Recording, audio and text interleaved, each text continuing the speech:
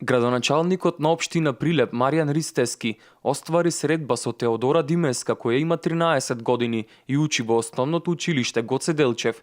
Традиционално секоја година градоначалникот Ристески остварува средби со успешните спортисти од градот. Таква успешна приказна и Теодора Димеска, која што се надпреварува во џудо клубот Пролетер и има освоено голем број на први места и други, втори и трети места на голем број државни меѓународни надпревари.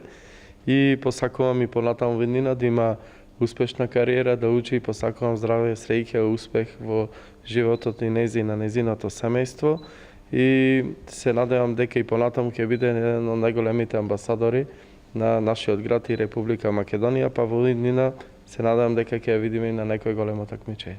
Младата Теодора тренира џудо и досега има освоено многу награди, како на државни, така и на меѓународни надпревари. Во 2012 година бев на првиот државен надпревар и го освоив првото место. Понатаму имам намера да продолжам со џудото. Мојата желба е да станам тренер. Димеска посочи дека љубовта кон овој спорт ја има добиена од нејзината мајка.